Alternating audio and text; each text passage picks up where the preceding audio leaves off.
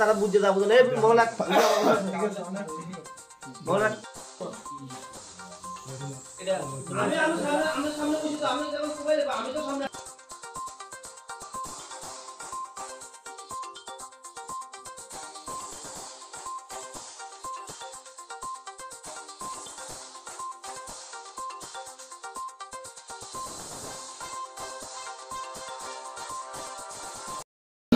ঘটনাটা হে daily daily মদ খাইয়া বাড়ির ভিতরে গাড়ি সুড়া লইয়া দাউলিয়া দৌড়াদৌড়ি করে। আমরা কুবাইতো, মারা কুবাইতো, পুত্র কুবাইতো, দৌড়াদৌড়ি করে।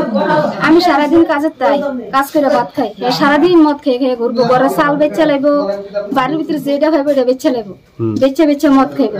তো মানে আজকা কিতা করছে, তারা বাড়ি তো আগে বান্ধা রাখতো, মদ খেয়ে এমনি হই আল্লাহ করতে লাড়ি ছুটা লইলে গদ্দজা ভাঙা লইলে।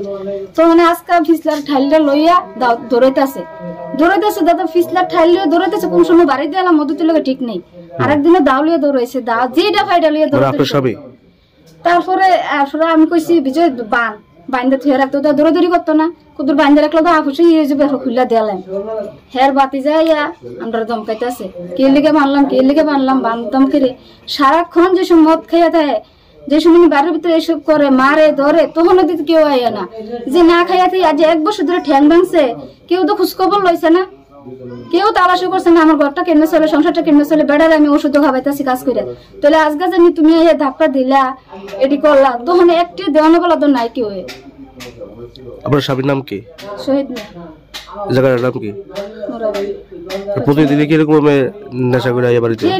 ডেইলি নেশা করে। কি করে দেয়? একদিন মিস নাই। কি করে দেয়? রঙের কাজ করতো, এখন তো কাজ করে না, সারাক্ষণ বাড়ির ভিতরে বইব, মদ খাইবো আর এটার দাউদে দৌড়াইবো, ঘরে চাল ডিবারে নিয়ে বেচালা, যেটা খাই এটা নিয়ে বেচালা।